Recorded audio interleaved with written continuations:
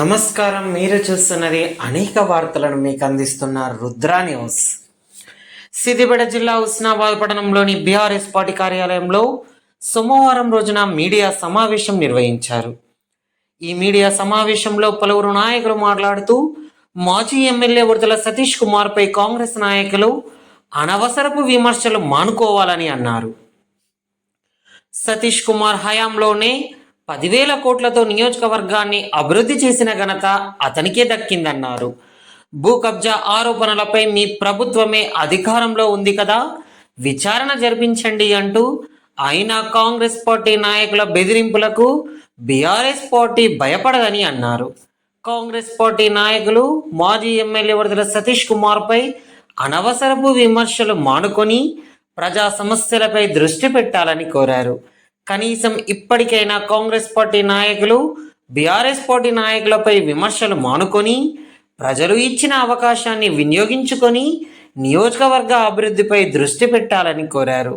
ఈ కార్యక్రమంలో BRS party నియోజకవర్గ అధికార ప్రతినిధులు సుద్దాల చంద్రయ్య, ఐలని మల్లికార్జున్ రెడ్డి, తాజా మాజీ కౌన్సిలర్ బొజ్జ హరీష్, నాయకులు మేకల వికాస్ యాదవ్, ప్రభాకర్ రెడ్డి, గడ్డం సదానందం, బుక్య రాజు నాయక్, రాజేందర్ రెడ్డి, కందుకూరి సతీష్ తదితరులు పాల్గొన్నారు.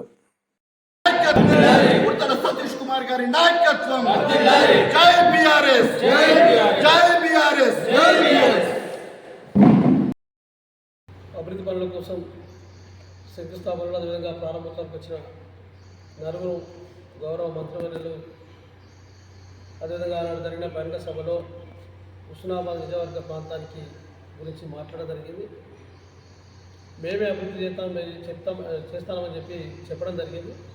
ఈ 18 నెలల కాలంలోనే జరుగుతున్న అభివృద్ధి గతంలో జరగాలని చెప్పడం వల్ల గతంలో 10 సంవత్సరాలు పనిచేసిన శాసనసభ్యులు సతీష్ కుమార్ గారు వారు చేసిన అభివృద్ధి గురించి చెప్పడం జరిగింది. పూర్తిగా ఏం చేయలేదు, అసలు పూర్తిగా అది నిజవర్గాన్ని పట్టించుకున్నట్లు మాట్లాడడం వల్ల ఆవేదన గురై మాట్లాడడం తప్ప వేరే లేదు. చేయలేదంటే అనేక అభివృద్ధి పనులు ముందున్నట్టు ప్రజలు చూసిందని స్పష్టంగా చెప్పడం జరుగుతుంది. అదేవిధంగా ఆ అభివృద్ధి జరుగుతున్న కాలంలో కూడా అనుకోకుండా ఎలక్షన్ రావడం జరిగింది. కొన్ని పనులు నిలిచిపోయినాయి. ఎవరైనా ఏ ప్రభుత్వం వచ్చినా కూడా పనులు చేస్తే కొన్ని పనులు మిగిలిపోతాయి. ఆ మిగిలిన పనులు చేయాల్సిన బాధ్యత కొత్తగా వచ్చిన ప్రభుత్వం బాధ్యత ఉంటుంది. కానీ మా హయాంలో జరిగిందని చెప్పుకునే బాధ్యత కూడా ఆ ప్రభుత్వంలో అయినా వాళ్ళు నాయకులు చెప్పడం సహజం. మీరు కూడా రేపు పొద్దున అధికారం కోల్పోయిన తర్వాత మేము ఈ పనులు చేసినాం, ఆ పనులు మిగిలిపోయిన తర్వాత మీరు చేయాలని చెప్పడం సహజం కాబట్టి చెప్పుకోవడం జరిగింది తప్ప వేరే లేదన్న. అదేవిధంగా ఇక్కడ కూడా మరి అదే డబుల్ బెడ్రూమ్లో ఇప్పటికీ పెండింగ్ ఎందుకు ముట్టుకుంటారని అడుగుతున్నాం. ఇప్పటికి చాలాసార్లు వాళ్ళ పాపం లబ్ధిదారులు మంత్రి గారి దగ్గరికి గౌరవ మంత్రి గారి దగ్గర రావడం జరిగింది. పట్టించుకున్న పరిస్థితి లేదు. ఆ డబుల్ బెడ్రూమ్ అంటే మంత్రి గారికి అసలు ఇష్టం లేకుండా పోయింది. అసలు అడిగోగానే కొంత సీరియస్ అయినట్టు కనబడినట్టు వాళ్ళు చెప్తుంటారు బాధగా. మరి అనేక అభివృద్ధి పనులు జరిగినప్పుడు జరిగినా చెప్తే కొంత తప్పేం లేదు. మీ ఆమె జరిగితే కూడా చెప్పడానికి మేము సిద్ధంగా ఉన్నాం కదా. అదేవిధంగా వ్యక్తిగత దూషణలు కూడా ఒక నాయకుడు మాట్లాడడం జరిగింది. అది మంచి పద్ధతి కాదు. రాజకీయాలలో దూషణలు దిగడం అందరికీ అన్ని మాటలు వస్తాయి. తర్వాత 2 కుర్చీలు వేసుకోవడం, 3 కుర్చీలు ఎవరైనా ఎవరి పర్సనాలిటీ వాళ్ళకు ఉంటుంది. ఎవరి దేవుడు ఇచ్చినంత మాత్రం ఎవరు అట్లుంటారు వాళ్ళు ఇట్లుంటారు తప్ప వ్యక్తిగతంగా దూషణలు మార్చుకోవాలి. అదేవిధంగా చెప్పడం జరిగింది ఏమని ఏదైతే అంబులెన్స్ కోసం భిక్షాటన చేసిన పైసలు ఏమైనా అడగడం జరిగింది.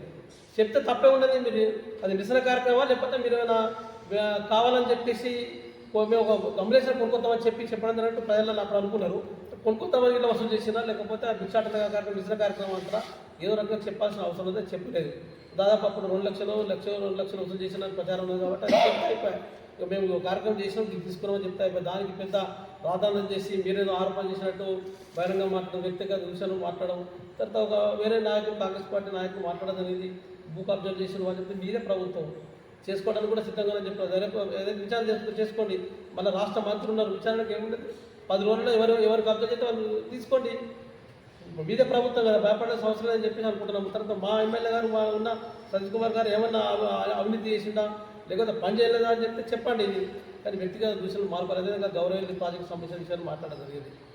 పదే చాలాసార్లు గౌరవ సతీష్ కుమార్ గారు చెప్పడం జరిగింది. 98% పనులు మేము పూర్తి చేసినాం, మా అధికారం మేము కోల్పోయినాం, మీకు అధికారం ప్రజలు ఇచ్చారు, మీరు చేయండి అని అడిగింది. అదేవిధంగా ఉన్న ప్రాజెక్టులో నీళ్లు నింపండి, భూగర్భ జలాలు కొంత వస్తాయి, దానివల్ల కొంత నీరు వచ్చే పరిస్థితి అని చెప్పడం జరిగింది. తర్వాత ఏమన్నాడు, భూసేకరణ జరుగుతుంది కాలువల కోసం అని చెప్పి ఇంతవరకు జరిగిన తర్వాత చెప్పాల్సిన రికార్డు ఎత్తుంటుంది ఆటో ఆఫీసుల మీ దగ్గర. చెప్పే పరిస్థితులు లేకుండా ఉంటేనే మీ చేసుకొని ఆగమాగమన మాట్లాడి ఏదో ప్రజల తప్పుదో పట్టిందుకు ప్రయత్నం చేయడం మంచిది కాదు. మీ దగ్గర రికార్డులు కాబట్టి ఎంత భూసేకరణ చేశారు, తర్వాత ఎక్కడి వరకు పనులు వచ్చినప్పుడు చెప్పండి. ప్రతిపక్షంగా అడిగే బాధ్యత మాజీ శాసనసభ్యులు లేదని అడుగుతున్నాము. సరే ఇంకో నాయకుడు అంటాడు మేము ఉత్సవాలు తిరగాలి, ఎవరు రా రేపు పని చేయాలి, ఎవరు తిరగడం చూద్దాం రండి, ఎదురు తిరగలేరో చెప్తాం రండి. మీరు ప్రతిపక్షంలో ఉన్నప్పుడు తిరగకుండా చేసిన మరి అట్లా కాదు. ఎవరు మేము లేవా, నేను కూడా ప్రతిపక్షంలో ఉన్నప్పుడు ఎన్నో అనేక సమస్యల మీద పోరాటం చేసినాము. వ్యక్తిగతంగా కాకుండా తిరగని అంటే మేము ఎప్పుడన్నా గౌరవ మంత్రి గారు ఉత్సవానికి వస్తే ఎప్పుడన్నా అడ్డుకున్న పరిస్థితులు అనేక సమస్యలు వచ్చినాయి, అనేక ఆరోపణలు, ఇంకో మండల నాయకులు వచ్చి అనేక ఆరోపణలు వచ్చినాయి. వ్యక్తిగతంగా కాకుండా ఒక ప్రజల పక్షాన పార్టీ పక్షాన కొట్లాడడం జరిగింది. ఆరోపణలు కూడా అసలు మంత్రి గారు స్పందించడం మంచిది. పత్తి కొనుగోళ్ల మీద విపరీతమైన అక్రమాలు జరిగినాయి, కోట్ల రూపాయలు అయినాయి, అది ఇంతవరకు సమాధానం చెప్పలేదు. అయినా కూడా దాని మీద కూడా మంత్రి గారు కూడా సీరియస్ అయిందని చెప్పడం జరిగింది. తర్వాత కాళ్ళు మొక్కు తీసుకుంటాడు, అది అరే ఒక్కొక్కరే అంటాడు, మొక్కమని అయితే చెప్పిన మేమైతే ఎప్పుడు మొక్కలే, నాకు అభిప్రాయం లేదు కాబట్టి మొక్కలేదు, నమస్కారం పెడితే దాని మీద దండమే పెడతాడు అంతే. ఎవరి అభిప్రాయం వాళ్ళకు ఉంటుంది, మొక్కమని చెప్పే పదిగా మొక్కుడు అది ఇది అని కాదు కదా. ఇంకో నాయకుంటూ నమస్కారం చాలా గొప్పతనం మెచ్చుకుంటాడు, కొంతమంది నన్ను పొగుడుతూనే మెచ్చుకుంటాడు. అరే మన బహిరంగ సభలో మొత్తం అది అసలు బహిరంగ సభ అనిపించింది, మొత్తం మంత్రి గారు పొగిడించుకున్నట్టే కనబడ్డది, ఆయన అభినందన సభ ఏర్పాటు చేసుకున్నట్టే కనబడ్డది. అయినా కూడా ఒక అభివృద్ధి కార్యక్రమాలకు వచ్చారు కాబట్టి మంచి పని చేసిన వాళ్ళకి వచ్చిన వాళ్ళు శంకుస్థాపన జరుగుతారు, అనేక కార్యక్రమాలు హాస్పిటల్ సంబంధించి అనేక విషయాలలో మాట్లాడడం సంతోషం, మంచి పనులు చేస్తే కానీ వ్యక్తిగత దూషణలు పోవడం మంచిది కాదు. తర్వాత మిగతా అనేక సమస్యల మీద మా ఆఫీసు రావడం, కొంతమంది నాయకులు మీ నాయకులే ఈ నాయకులు సలహాలు తీసుకుంటారని చెప్పి ప్రచారం జరుగుతుంది. మరి ఎందుకు రానిస్తారు వాళ్ళను చెప్పండి, వాళ్ళని ఎందుకు రానిస్తారు మీరు చెప్పారు, ఎందుకు రానిస్తారు వాళ్ళను? ఇప్పుడు బీఆర్ఎస్ పార్టీ నాయకులే కొంతమంది నాయకులనే మీ మంత్రి గారే పిలిచి నాకు ఎవరు సలహాలు చెప్పండి అని చెప్పి అడుగుతుంటే ప్రచారం జరుగుతుంది.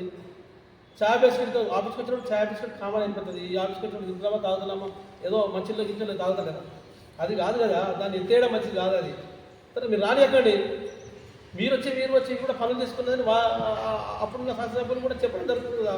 సతీష్ కుమార్ గారు అధికారం ఉన్నప్పుడు కామన్గా వస్తుంటారు, పని చేయడం బాధ్యత ఒకరికి కాదు కదా. ప్రతిపక్ష నాయకులకు చేయొద్దని లేదు, అధికారం ఉన్నప్పుడు వస్తారు, పని చేసుకుంటూ పోతారు. తర్వాత ఆ కేసులు పెట్టించారు, అది ఇప్పుడు అది ఎట్లా జరుగుతుందని చెప్పేసి జరుగుతుంది కదా. అది మిగతా సంబంధించి ఏదైతే వ్యక్తిగత దూషణలు మానుకొని ఏదైతే అభివృద్ధి కోసం పనిచేసే నాయకులను కొంత గుర్తించాల్సిన అవసరం ఉంది. తర్వాత వ్యక్తిగత దూషణలు మానుకోవాల్సిన అవసరం ఉంది. మిగతా సమస్యలలో ఏమైనా అభివృద్ధి కార్యక్రమంలో తప్పకుండా సహకరించడానికి సిద్ధంగా ఉండేది. అవినీతి అంతా వదిలిపెట్టామని చెప్పడం జరుగుతుంది. అవినీతి అంతా ఎందుకు వదిలిపెడతాం? మేము ఒక ప్రతిపక్ష పార్టీగా మాట్లాడే అవసరం ఉన్నది. అనేక కార్యక్రమాలు ఇప్పటికీ ఇప్పుడు శంకుస్థాపన చేసిన పనులు అనేక పెండింగ్ ఉన్నాయి. అడుగుతాం, అడిగినంత మాత్రమే ఏమన్నా వ్యక్తిగతంగా తీసుకోవాల్సిన అవసరం ఉండదా? అవి పనులు పూర్తి చేయమని అడుగుతున్నాం. తర్వాత మీ అధికారం వచ్చింది, రాష్ట్రంలో ఒక మంత్రివర్గంలో కీలకంగా మంత్రి పాత్ర పోషిస్తారు పొన్నం ప్రభాకర్ గారు.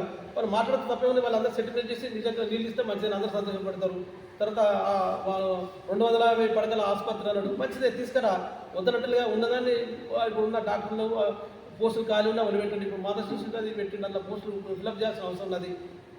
అనేక కార్యక్రమాలు ఉన్నాయి కదా, వాళ్ళు చెప్పుకుంటారు, వీళ్ళు చెప్పుకుంటారు. ఎవరైనా రాజకీయాల్లో కామన్ చెప్పుకుంటారు, కానీ వ్యక్తిగతంగా దూషణలు పోయి అనవసరం విషయాలు మాట్లాడి ప్రజలు తప్పుదో పట్టించి ఏదో రకంగా మనం రాజ్యం వెళ్దాము, భయపడిద్దాము, లేకపోతే ఏదో చేద్దామని కాదు కదా. ఏం భయపడిస్తారు? భయపడేది ఎవరు భయపడుతున్నారు? భయపడించడం ముఖ్యం కాదాడ. ఎవరైనా న్యాయంగా ఒక చట్ట ప్రకారం ఎవరైనా అడుగుతారు, ఎవరైనా ఒక రాజ్యాంగ ప్రకారం అడగాల్సిన అవసరం లేదు, ప్రతిపక్ష పాత్ర పోషించే అవసరం ఉన్నది. కానీ మేము మీ సంగతి చూస్తాం, మీ సంగతి మా సంగతి మీరేం చూడలేరు, కానీ మీ సంగతి మేమేం చూడాలి, కానీ సంగతి చూసుకుంటే తర్వాత వేరు, కానీ మంచి పద్ధతి కాదు. ప్రజలనేది రాజకీయాలలో మంచి పద్ధతి కాదని తెలుసుకోవాల్సిన ఉన్నది. ఒక గౌరవ 10 సంవత్సరాలు మాజీ శాసనసభ్యులుగా పనిచేసిన నాయకుడిపై ఊళ్ళెట్లా తిరుగుతున్నారంటే అది మంచిది కాదని చెప్పడం జరిగింది. ఇప్పటికైనా అనవసరమైన మాటలు మానుకొని ఏదైతే మీరు అభివృద్ధి చేయండి, తప్పకుండా బీఆర్ఎస్ పార్టీ సహకరిస్తుంది. కానీ అభివృద్ధి చేయకపోతే వదిలిపెట్టది, అవినీతి చేస్తే వదిలిపెట్టది. అనేక ఇప్పటికే మీ కార్యక్రమం చాలామంది పేర్లు వస్తున్నాయి. ఈ అన్ని మీరే మొత్తం A to Z ఇలా కాంట్రాక్టర్లలో మొత్తం కాంగ్రెస్ పార్టీ నాయకులు ఉన్నారు. ఇందిరమ్మ కమిటీలో మీరే ఉన్నారు. రాజీవ్ యువ వికాస్ పథకంలో కూడా మీరు చెప్పిన పేర్లు వస్తానని చెప్పింది. ఆరోపణలు వస్తాయి, కామన్. అది నిజమా కాదని ప్రజలు తెలుస్తారు. తర్వాత అధికారం ఇచ్చిండ్రు, అధికారం పోయిందంటే అధికారం పోతే స్వాస్థం ఎవరికైనా, మీకు కూడా పోతుంది అధికారం. మీకు స్వాస్థమా? బీఆర్ఎస్ పార్టీకి స్వాస్థమా? ఎవరికి అధికారం పోయినంత మాత్రాన పోయి ఏదో ఆవేశంగా మాట్లాడితే ఆవేశం కాదు. ఎప్పుడు కూడా సతీష్ కుమార్ గారికి ఆవేశం ఉండదు నాకు తెలిసినంత వరకు. కాకపోతే కొంత ఆవేదనతో మాట్లాడినట్టు కనబడ్డట్టు తప్ప ఆవేశంతో కాదు. అర్థం చేసుకోవాల్సిన అవసరం ఉన్నది. కొంత మంత్రి గారిని అన్నట్టు ఒక మాట అన్నట్టు చాలా బాధాకరమే. అయినా కూడా ఎవరైనా వ్యక్తిగత దూషణ పోకుండా దాని మీద ఒక మంచి పద్ధతిలో మాట్లాడుతూ మంచి హుస్నాబాద్లో మంచి రాజకీయవాదులు అందరూ కలిసిమెలిసి ఉండే నాయకత్వం ఉంటుంది. ఏ పార్టీలో కూడా ఒక కలిసిమెలిసి అభివృద్ధి చేసే పడుతుంది, పనులు చేసుకునే పడుతున్నది. ఇప్పుడే మా పట్టణాధ్యక్షుడు చెప్తాడు, టీఆర్ఎస్ పార్టీ నాయకులనే ఒక కాంగ్రెస్ పార్టీ నాయకుడు హైదరాబాద్ మంత్రి గారి దగ్గర తీసుకుపోయానని చెప్పి ఎందుకు తీసుకుపోతాను మరి మీరు? పనుల కోసం ఎందుకు తీసుకుపోవాలి? ఎందుకు ఎత్తేయాలి? మీరు చేయకుండా ఎత్తేయకండి. తర్వాత గతంలో కూడా మున్సిపల్ కూడా బీఆర్ఎస్ పార్టీ అధికారం ఉండే, నాయకత్వం అధికారం ఉండే మున్సిపల్ పార్క వర్గం. మీకు సహకరిస్తారు కదా ఇన్ని పనులైన తర్వాత. సహకరించకపోతే ఇన్ని పనులైనా అడుగుతున్నాం. తర్వాత మిగతా సంబంధించి ఈ మండలంలో కూడా అన్ని మండలాల్లో బీఆర్ఎస్ పార్టీ అధికారంలో మండల పరిషత్లలో మేము అందరూ సహకరిస్తున్నాం. తర్వాత మేము అడుగుతున్నాం, ఇప్పటి వరకు ప్రభుత్వం ఎన్నికలు పెట్టే పరిస్థితి లేదు. ఇలా ఎందుకు పెడతారని అడుగుతున్నాం. మీకు ఎందుకు భయపడతారు? ప్రభుత్వాన్ని ఎందుకు భయపడతారని అడుగుతున్నాం.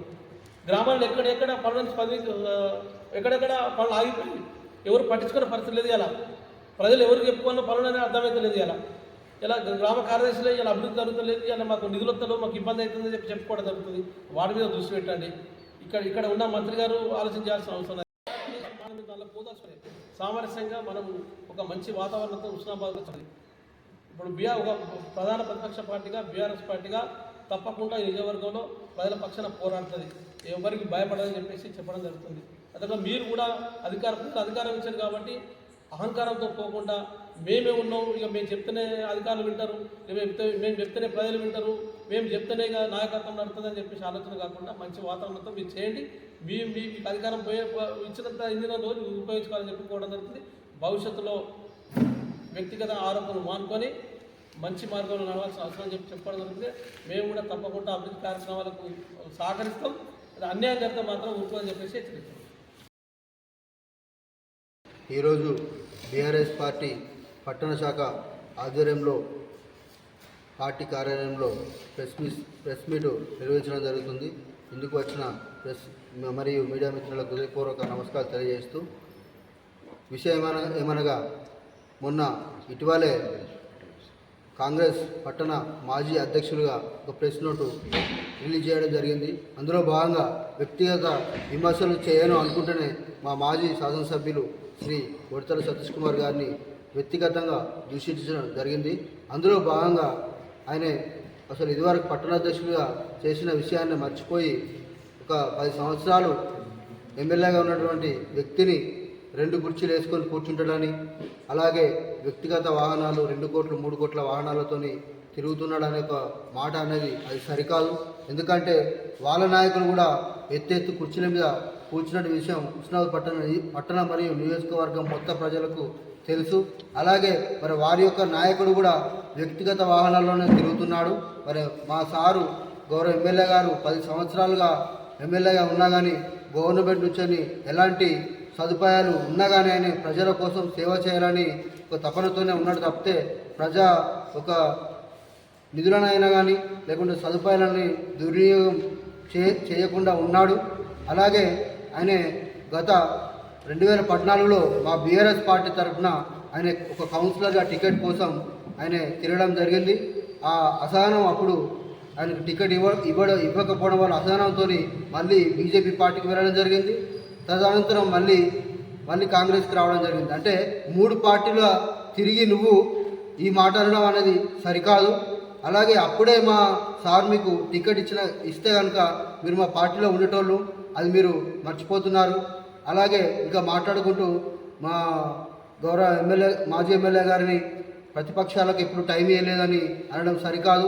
మీరు ఎప్పుడైతే అభిమానించే నాయకుడు బొమ్మ శ్రీరామ్ చక్రవర్తి గారిని మా యొక్క మాజీ సీఎం దగ్గరికి మీ యొక్క ముఖ్య నాయకుని యొక్క ఆరోగ్య విషయంలో తీసుకెళ్ళి మరి ఆరోగ్య ఖర్చుల నిమిత్తం సీఎం ఫండ్ కూడా చెక్ కూడా ఇప్పించడం జరిగింది. హుస్నాబాద్ కాదు, ఆ యొక్క తెలంగాణ రాష్ట్రంలోనే ప్రతి ఒక్క వ్యక్తికి కూడా ఈ విషయం తెలిసిందే.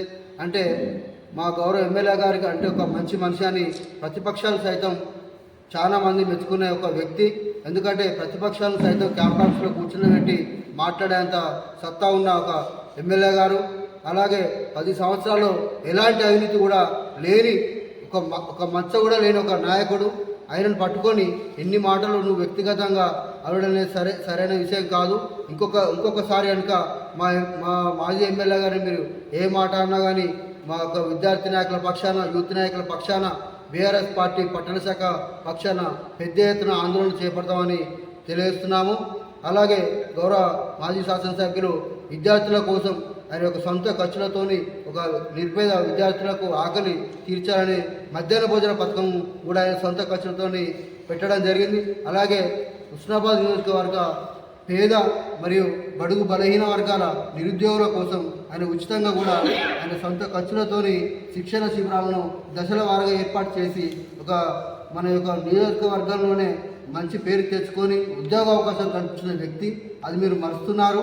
చాలామంది పేద విద్యార్థులు ఈరోజు ఆయన యొక్క శిక్షణలో పాల్గొని శిక్షణలో భాగంగా ఉద్యోగాలు కూడా చేస్తూ ఎక్కడికైనా పోయినా కానీ అరే మేము సతీష్ బాబు వాళ్ళ నియోజకవర్గం నుంచి నచ్చిన మాకు ఈరోజు జాబ్ వచ్చింది, మా యొక్క కుటుంబ కూడా నిలబెట్టుకుంటున్నాము, ఆర్థిక పరంగానైనా సామాజిక పరంగానైనా అని చెప్పుకోవడం జరుగుతుంది.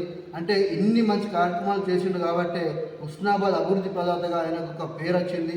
కాబట్టి మీరు ఇన్ని పార్టీలు తిరుక్కుంటూ కావాలనుకో మీ యొక్క మంత్రి గారి యొక్క మెప్పు కోసం మీరు మాట్లాడు సభకు కాదని మనవి చేస్తున్నాను. ఇంకొక కాంగ్రెస్ నాయకుడు మాట్లాడుతున్నాడు, ప్రతిపక్షాలకు మాకు ఏ లబ్ధి చేయలేదు అని మాట్లాడుతున్నాడు. మీ యొక్క సొంత కుమారుని యొక్క యాక్సిడెంట్ విషయంలో మీరు వెళ్ళి స్వయంగా అప్పుడు సార్ని కలిస్తే ఆయన 6 లక్షల రూపాయల సేవింగ్ ఫండ్ చెక్ కోసం ఆయన మీకు సాయం చేయడం జరిగింది.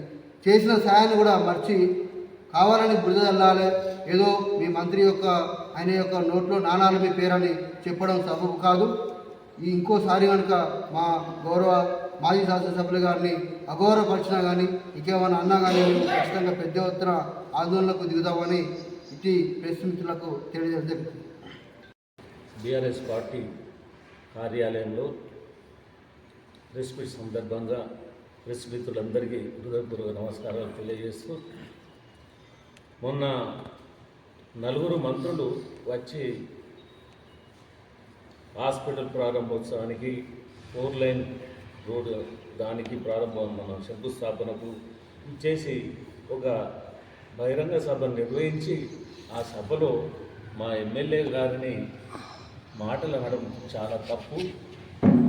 ఎందుకంటే ఒక్కరోజు కూడా మా ఎమ్మెల్యే గారు మిమ్మల్ని ఒక్క మాట కూడా అనలేదు. అసలు మీ పార్టీ జోలికే రాలేదు. పొన్నం ప్రభాకర్ పేరు కూడా ఇక్కడ ఎత్తలేదు. ఆయన ఎంత మంచి మనసులో ఎంత మంచి వాడో ప్రజలందరికీ తెలుసు. మంచి వ్యక్తి అని అతనికి ఒక పేరుంది. ఆయన ఎవ్వరు కూడా వేరే ఇతర పార్టీలు కానీ ప్రతిపక్ష పార్టీలు కానీ ఆయన చెడ్డోడని ఎవ్వరి నోట కూడా రాలేదు. అందరూ మంచివాడే అన్నారు. అలాంటి వ్యక్తిని కేసీఆర్ గారు ముఖ్యమంత్రిగా ఉన్నప్పుడు వాళ్ళ ఇంటికే వచ్చేది, కెప్టెన్ సాబ్ ఇంటికే వచ్చేది. వచ్చినప్పుడు ఈ ఎమ్మెల్యే గారు వారిని అడిగి ఎన్నో అభివృద్ధి కార్యక్రమాలు చేయొచ్చు కదా అని చెప్పడం ఎంత అన్యాయం అంటే, ఆయన వచ్చిన తర్వాత ఆయన అభివృద్ధి చేసినవన్నీ మొన్నటి రోజు ఎమ్మెల్యే గారు క్లియర్గా వివరించడం జరిగింది. పాత్రికేయ మిత్రులకు అన్ని వివరించడం జరిగింది. మళ్ళీ వివరించడం అనేది కాదు, కానీ మీరు ఆయన అభివృద్ధిని చూసి ఓర్వలేక మళ్ళీ మీరు పార్టీలోకి వచ్చారు, మీరు ప్రభుత్వంలో ఉన్నారు. ప్రభుత్వం నడుపుతూ కూడా మీరు అభివృద్ధి చేయాలి తప్ప కానీ ఓడిపోయిన ఎమ్మెల్యే గురించి విమర్శలు చేయడం ఏమాత్రం సమంజసం కాదు. అది ఒక నాయకుడు అంటాడు, కాంగ్రెస్లో ఒక నాయకుడు, మేము మీ పార్టీలో ఉన్న వాళ్ళందరూ కబ్జాలు చేసి తర్వాత ఎన్నో అవినీతి కార్యక్రమాలు చేసిండ్రని అన్నాడు. అవినీతి కార్యక్రమాలు ఎవరు చేశారో లోకమంతా తెలుసు. పదవిలో ఉన్నప్పుడు మీరు రివైజన్ రిజిస్టర్ లోపల ఇంట్లో పర్మిషన్ కూడా ఒక ప్రజానాయకుడు ఇవ్వడానికి వీల్లేదు, ప్రజాప్రతినిధి ఇవ్వడానికి వీల్లేదు. ఉద్యోగస్తుడే ఈవోనే ఆ పర్మిషన్లు ఇవ్వాలి. దాన్ని పైసలు తీసుకొని అవినీతికి పాల్పడి మీరు ఇచ్చినటువంటి పర్మిషన్లు ఏ విధంగా ఉన్నాయో అవన్నీ అందరికీ కూడా తెలుసు. మనకు ఇప్పుడు అయ్యప్ప గుడి దగ్గర ఉన్నటువంటి పరంపోగు భూములు అప్పుడు మన శ్రీ ఎమ్మెల్యే గారు లక్ష్మీకాంతారావు గారు ఉన్నప్పుడు వాళ్ళకు కులం వైజ్గా కొన్ని భూములను ఇవ్వడం జరిగింది. ఆ భూములని ప్రతి భూమిని అందరికీ అమ్ముకోవడం జరిగింది. ఆ పదవిలో ఉన్నప్పుడు భూములను అన్నీ అమ్ముకొని పైసలు కాజేసుకోవడం జరిగింది. ఒక్కొక్క వ్యక్తి ఏ స్థాయిలో ఉన్న వ్యక్తి ఏ స్థాయిలోకి ఎదిగారో ఒక్కసారి గుండె మీద చేసుకొని ఆలోచించుకోవాలి. ఏం లేనటువంటి వ్యక్తులు కూడా బాగా చాలా ధనవంతులై చాలా గొప్పగా ఉండి ఇప్పుడు వేరే వాళ్ళను గొప్ప వాళ్ళు అనడం చాలా పొరపాటు. మా ఎమ్మెల్యే గారు 2 కోట్ల కార్లు తిరుగుతూ ఉన్నాడంటే వారి డబ్బు వారి అవసరాలు దానికోసం తిరుగుతూ ఉన్నాడు తప్ప మనం మన లగ్జరీ చేయడానికి ఎంజాయ్ చేయడానికి కాదు. ఆయన అలాంటి అలవాట్లు ఆయనకి ఏమాత్రం లేదు. అది కొనుక్కున్నాడు తిరుగుతూ ఉన్నాడు అనడం అది ఎంతవరకు సమంజసం? ఒక మనిషి ఉన్నటువంటి వాళ్ళని వాళ్ళ సొంత పరిస్థితులను బట్టి ఉండాలి కానీ ఒక వ్యక్తిగతంగా అనడం అది ఎంతో దుర్మార్గమో మీరు ఆలోచించాలి. ఆయన 2 కుర్చీలు వేసుకొని కూర్చుంటాడు అంటే 2 కుర్చీలు వేసుకోకపోతే ఒక కుర్చీ మీద కూర్చుంటే ఆయన వేటుకు పడిపోతాడు కావచ్చు. అదేవిధంగా ఈ విమర్శించినటువంటి వ్యక్తి తండ్రి 2 కుర్చీలు వేసుకునేది. ఆయన అది మర్చిపోయాడు. ఆయన విమర్శించడు కానీ వాళ్ళ తండ్రి 2 కుర్చీలు వేసుకోకుండా కూర్చోవడానికి వీలు కాకపోయేది. ఆయనకు ఎన్నో ఇబ్బందులు జరిగేది పాపం. ఆ పాపం అనే మంచి మనిషి ఉండే బోరు వేలు నడిపినప్పుడు చేసినప్పుడు ఆయనకు ఉన్నటువంటి అలవాట్లను ఈ ఎమ్మెల్యే గారిని అనడం అనేది ఎంతవరకు సమంజసం? పోతే ఇంకో వ్యక్తి అంటాడంటే ఏమని, మేము ఎమ్మెల్యే గారిని ఈ ఊళ్ళో మాజీ ఎమ్మెల్యే గారిని ఊళ్ళో తిరగనివ్వమని. ఊళ్ళో తిరగనివ్వడానికి నీ తాత జాగిర్ అనుకుంటున్నావు? ఇది ఏమనుకుంటున్నావు అంటే మేమందరం ఇక్కడ వేరుగా ఊరికనే ఉన్నామనుకుంటున్నావా? మాకు ఆ దమ్ము లేదా?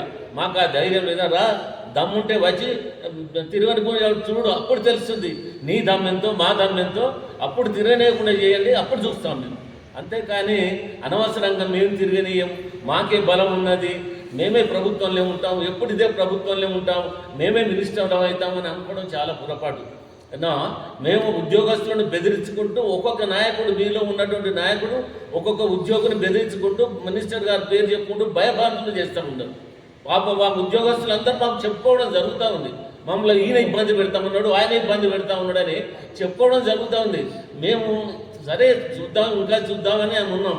కానీ అనవసరంగా ఆయన పడుకున్న వారిని ఏం చేయని ఎమ్మెల్యేను లేపి నువ్వు ఇంత దమ్మున్నది అని అనేసరికి ఎవరికైనా ఊరుకోబుద్ధి, ఎంత మంచోడైనా ఊరుకోబుద్ధి అవుతుందా? ఊరుకోబుద్ధి కాదు. అందుకని ఆయన లేచి మీద ప్రెస్ మీట్ పెట్టడం జరిగింది. అంతేకాని ఏం దుర్మార్గ మాటలు మాట్లాడలే. ఆయన చేసిన అభివృద్ధి, గౌరెల్లి గండిపల్లి ప్రాజెక్టు గురించి, తర్వాత హాస్పిటల్ గురించి, మా శిశు మాతా హాస్పిటల్ 11 కోట్లు అయితే కట్టించి దాని గురించి, రోడ్డు కోసం హైవే కోసం ఆయన ప్రపోజల్స్ పంపించినాయి, కేటీఆర్ గారితో మాట్లాడినాయి.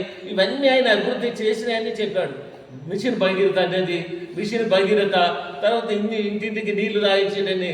ఇప్పుడు ఆ నీళ్లు తాగించే కష్టం ఇప్పుడు వస్తున్నది. మళ్ళీ వాళ్ళు ఏం పట్టించుకోకపోవడం వల్ల నీళ్ళు దొరకడం లేదు, చాలా ఇబ్బందులు పడుతూ ఉన్నారు. అప్పుడు ఉన్నప్పుడు ఏమన్నా ఈ నీళ్ళకి ఇబ్బంది జరిగిందా? అవన్నీ తెలుసుకొని అవి అభివృద్ధికి చేయక ఏదో ప్రెస్ మీట్ పెట్టి లేకపోతే ఏదో సభలలో ఈ ఎమ్మెల్యే అట్లా ఎమ్మెల్యే ఏమైనా పదవి మీద ఉన్నాడా, ఏమైనా చేస్తాడు? ఇప్పుడు అభివృద్ధి చేయండి మీరే. ఎంత అభివృద్ధి చేస్తారో మీకే పేరు వస్తుంది. అంతేకాని ఆయన ఓడిపోయినానో ఆయన లేనైనా అనో ఎంతో సమంజసం. అది కరెక్ట్ అయితే కాదు. ఒక్కొక్కరు ఏ విధంగా మాట్లాడుతున్నారు. ఒక ఆయన ఒక తీరు. అందరికీ తప్పులు ఉంటాయి. అందరికీ తప్పులు జరుగుతాయి, ఒప్పులు జరుగుతాయి, మంచి జరుగుతాయి, చెడు జరుగుతుంది. వాటన్నిటిని వ్యక్తిగతంగా తీసుకొని మాట్లాడడానికి అవసరం లేదు, మాట్లాడకూడదు కూడా. అది మీకు నేను మరీ చెప్తా ఉన్నాను. కానీ మరి ఇంకోసారి మాత్రం ఇదే విధంగా అయితే మాత్రం క్షమించేది లేదు, ఊరుకునేది లేదు. మీరు ఎట్లాంటి అట్లే మీరు తిరగకుండా చేస్తామంటే మేము తిరిగేటట్టు మేము బాగా చెప్తా తిరుగుకుంటేనే మీ పని చేస్తాం, అంతకంటే మేము ఏం చేయము. అందుకని తెలియజేస్తూ ఇక నుంచి మాత్రం అలాంటి మాటలు మాట్లాడకుండా, వ్యక్తిగతంగా మాట్లాడకుండా మీరు అభివృద్ధి విషయంలో మాట్లాడండి. మీ అభివృద్ధి విషయంలో మేము తోడుగా వస్తాం, మీకు సహకరిస్తాం. మేము ఏమనం ఇప్పటివరకు దేంట్లోనే ఏమని అన్నామా? ఏదని లేదు. అనవసరంగా లేపి లోపల ఉన్న వాళ్ళు లేపి ఈ విధంగా అల్లరి చేసుకోవడం అనేది మంచిది కాదని నేను తెలియజేస్తూ ఇంకోసారి దయచేయకుండా ఉండాలని కోరుకుంటున్నాను. ప్రెస్ మిత్రులకు నమస్కారం. చేసినటువంటి పెద్దలందరికీ మరియు పత్రికా మిత్రులు నా యొక్క నమస్కారం తెలియజేస్తున్నాను. ముఖ్యంగా నిన్న కాంగ్రెస్ నాయకులు ప్రెస్ మీట్ పెట్టడం జరిగింది. అందులో రకరకాలుగా మాట్లాడడం జరుగుతుంది. కబ్జాలు, అవినీతి. ఎప్పుడైతే మా నాయకులు కబ్జా చేసిందో మీకు మంత్రి పొన్నం ప్రభాకర్ గారు ఉన్నారు. మరి ప్రభుత్వం మీదే ఎంక్వైరీ పెట్టండి. కానీ మరి మా హయాంలో మాత్రం రివిజన్ బుక్కులలో పర్మిషన్లు ఇచ్చి సంతకాలు పెట్టిన మా పాలకులు మాత్రం లేరు. మరి ఈయన మీద ఉన్నటువంటి భూములకు మరి అలా కర్నూలు గుండ్ల దగ్గర కూడా ఈ ప్రస్తుతానికి ఈ పొజిషన్లో కూడా ఈరోజు కూడా ఇవాళ పరంపగు భూములకు పర్మిషన్ ఇవ్వడం జరుగుతుంది. మరి మీ హయాంలో ఎన్నింట్లకు పర్మిషన్ ఇచ్చిళ్ళు, మరి ఏ స్థాయి నుండి మీరు ఏ స్థాయికి వచ్చిళ్ళు కాంగ్రెస్ నాయకులు? ఒక్కసారి మీరు గుండె మీద చేసుకొని ఆలోచించాలి. ఎవరిని ఉద్దేశించి అయితే మీరు అవినీతి చేసిళ్ళు, కబ్జా చేసుకున్న చెప్తుల్లో మరి మీ నాయకులు నిన్నగాక మొన్న పొన్నం ప్రభాకర్ గారి దగ్గర తీసుకెళ్ళడం జరిగింది. మరి కలిసిమెలిసి మీరు ఉంటారు అన్ని పార్టీలతోని, మేము కూడా కలిసిమెలిసి ఉంటాం, అది కామన్. ఒక మంత్రి దగ్గర పోయి ఒక ఎమ్మెల్యే దగ్గర పోయి పని తీసుకోవవలసిన అవసరం ఉంది ప్రతి ఒక్కరు కూడా.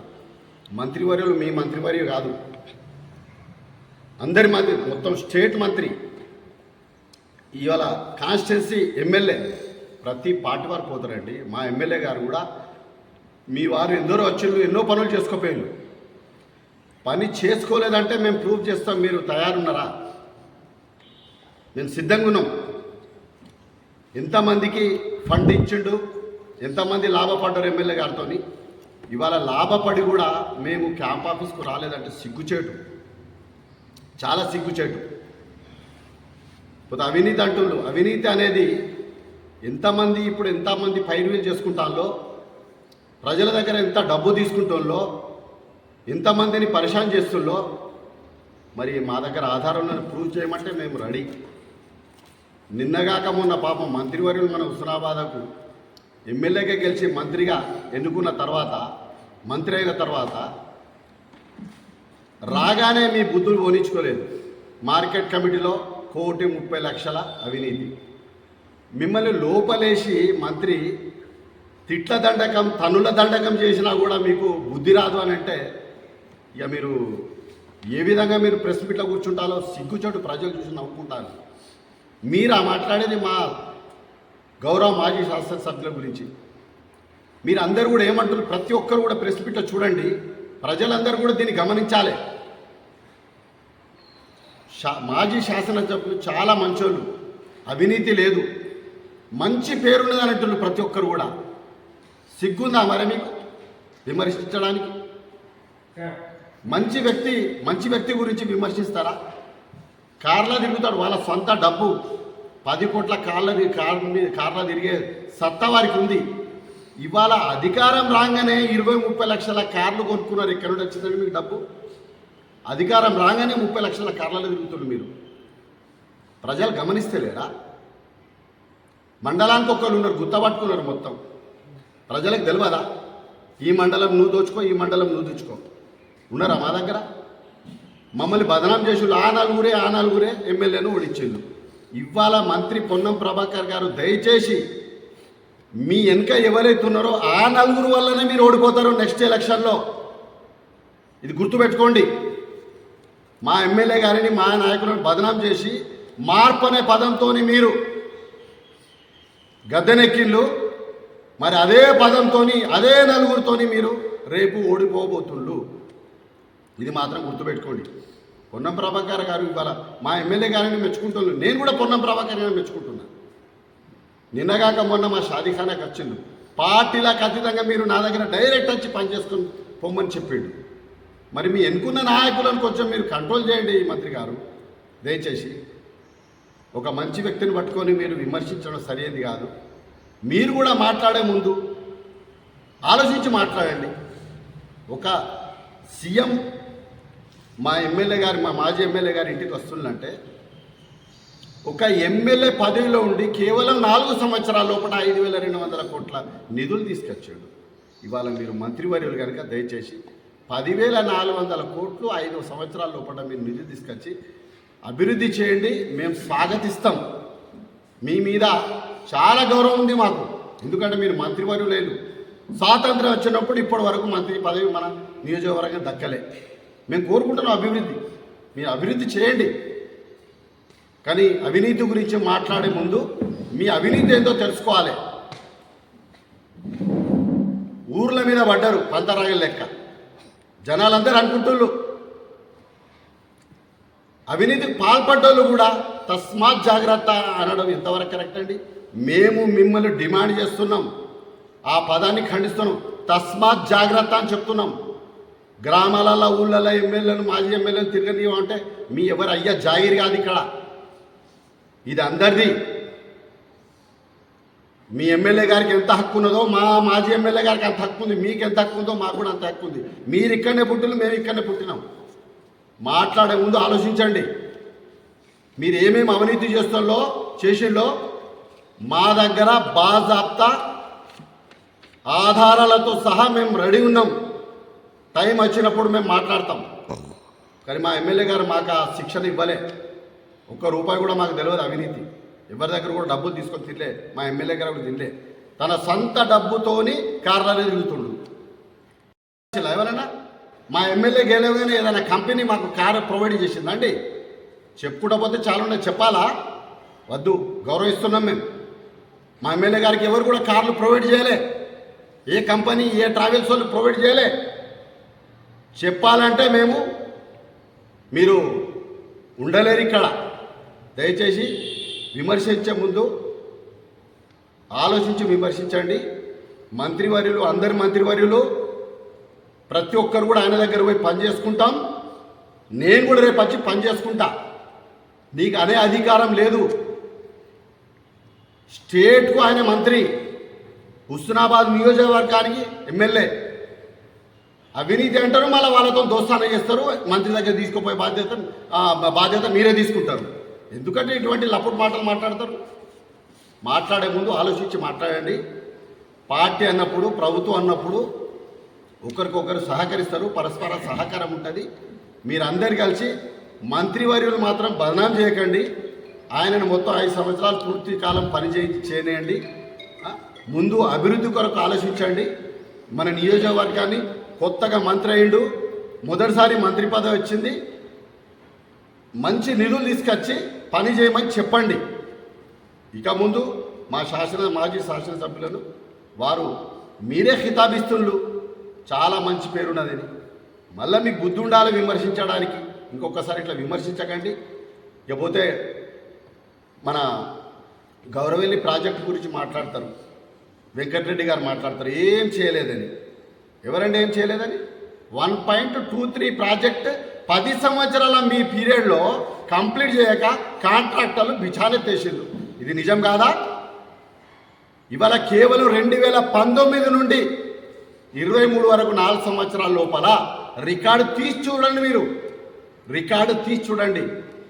1.23 కెపాసిటీ టీఎంసీ కలిగిన ప్రాజెక్టు 8.23 కెపాసిటీ పెంచి 19 నుండి 95% మా ఎమ్మెల్యే గారు, మాజీ ఎమ్మెల్యే గారు, మంత్రివర్యులు కేసీఆర్ గారు దృష్టి సారించి పని పూర్తి చేయడం జరిగింది. ఇది నిజం కాదా? 10 సంవత్సరాల లోపల 1.23 కంప్లీట్ చేయలేదు మీరు. ఇవాళ కేవలం 4 ఏళ్ల లోపల మా ఎమ్మెల్యే గారు 90% పనిచేసిండు. మరి మీరు రాగానే 400 కోట్ల నిధులు రిలీజ్ అయినాయి, తీసుకొచ్చిండు అని పాలాభిషేకం చేసిండు. తట్టడి మట్టి ఇప్పటివరకు తీయలేదని ఎమ్మెల్యే గారు అన్నారు. నిజం కాదా? నిజం కాదా చెప్పండి. ఎక్కడ తట్టడి మట్టి తీసిండు? కేసులు వేసేది మీరే, కేసులు వేయించేది మీరే. గ్రీన్ ట్రిబ్యునల్ ఎవరు వేసిండండి? మీ కాంగ్రెస్ సర్పంచ్ చేయలేదా? దాన్ని విడ్రా చేయించండి. విత్డ్రా చేయించి పని మొదలు పెట్టండి, కాలువల పని మొదలు పెట్టండి, డెవలప్ చేయండి, దానిలో ట్రయల్ రన్ చేసి దానిలో ఓ 2-3 TMC వాటర్ పోయించండి, భూగర్భ జలాలు పెరుగుతాయి. అంతేగాని అనవసరమైన విమర్శలకు పోవద్దు. అది మీకు ప్రజలు మిమ్మల్ని ఆశీర్వాదించి మీకు ఒక అవకాశం ఇచ్చినందుకు మీ మంత్రివర్యులు పనిచేయనియండి. మీరు ఇట్లా డిస్టర్బ్ చేసి ఆయనను ఓడించే ప్రయత్నం చేయకండి. మీరు ఇట్లే చేస్తే ఖచ్చితంగా ఇప్పటికే ప్రజలు, తెలంగాణ ప్రజలందరూ కూడా ఇంత తొందరగా ఫెయిల్ అయిన ప్రభుత్వం ఏదైనా ఉన్నదా అంటే భారతదేశంలో కాంగ్రెస్ ప్రభుత్వమే. ఈ ప్రభుత్వమే ప్రజల్లో కూడా వ్యతిరేకత. నేను కాదు చెప్పింది, ప్రజలలో పోయి తెలుసుకోండి. ఇలా ఎన్నికలు పెడదామంటే లాగులు నడుస్తున్నాయి. ఇది నిజం కాదా? సంవత్సరంన్నర వరకు సర్పంచ్ ఎన్నికలు పెట్టకుండా ఏ ప్రభుత్వం ఉన్నదా భారతదేశంలో? చెప్పుకుంటూ పోతే చాలా ఉన్నాయి. దయచేసి ఇక ముందైనా కూడా పాపం ఆయన మంత్రివర్యులు పని చేస్తాడు, పని చేయనియండి. ఆయన డిస్టర్బ్ చేయకండి, ఆయనను ముంచకండి, ఆయనను పరిశాన్ చేయకుండా డిఫెన్స్లో చేయకండి. ఇటువంటి చౌకబారు ప్రకటనలు, ఈ చిన్న చిన్న ప్రెస్ మీట్ పెట్టగానే దానికి కౌంటర్ ఇచ్చిన గొప్పతనమా? కౌంటర్ ఎటువంటి వాళ్ళు ఇవ్వాలండి? ఏం కౌంటర్లు ఇచ్చిల్లండి? మీరు ఏం మాట్లాడారు? మీరు రాగానే గుండెలు నింపుకున్న వాళ్ళు మీరు కూడా మా మాజీ శాసనసభ్యులు, మా నాయకుల గురించి మాట్లాడేవాళ్ళు. ఇలా పని చేయనండి మంత్రివర్యులు. ఈ అవకాశం ఇచ్చినట్టు పెద్దలకి అందరికీ కూడా మరొకసారి నమస్కారాలు చేస్తూ పత్రికా మిత్రులు కూడా నమస్కారం.